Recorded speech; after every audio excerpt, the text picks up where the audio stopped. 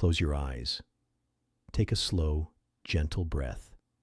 Let the worries of the day fade away.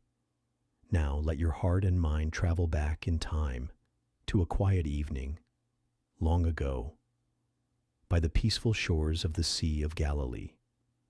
The sky was painted in soft hues of orange and gold as the sun slowly dipped below the horizon.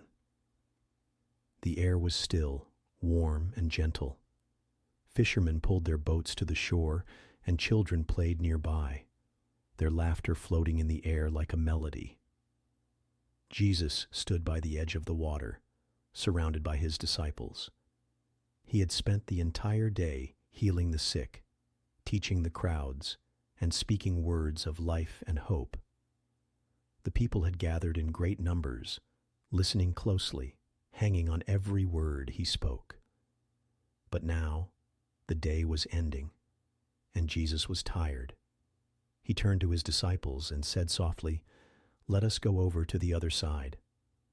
Without hesitation, they helped him into the boat. It was a small wooden fishing boat, simple, sturdy, and well worn by the hands of men who had spent their lives on these waters. The boat gently rocked on the waves, the wood creaking softly as it floated into the open sea. The other disciples joined him, some rowing, others adjusting the sail. The lake was peaceful. The wind was mild. The stars slowly began to appear one by one, like candles lighting up the sky. And Jesus. He found a cushion at the back of the boat. He lay down, and he closed his eyes. He breathed slowly, gently, like someone who had given everything to the world that day, and now was at perfect rest. His chest rose and fell with a rhythm that matched the waves. Though the world around him was never still, his soul was always calm.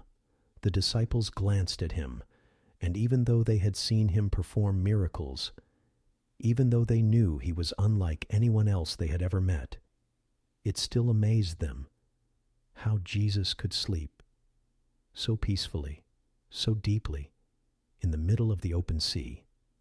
The boat moved smoothly across the water. The night deepened. And then something changed. Dark clouds began to gather in the sky. A cold wind began to blow. Waves that had once gently rocked the boat now began to rise, taller, faster, stronger. Thunder echoed in the distance. The disciples looked at each other. Some were seasoned fishermen, used to these waters, but even they could feel it in their bones.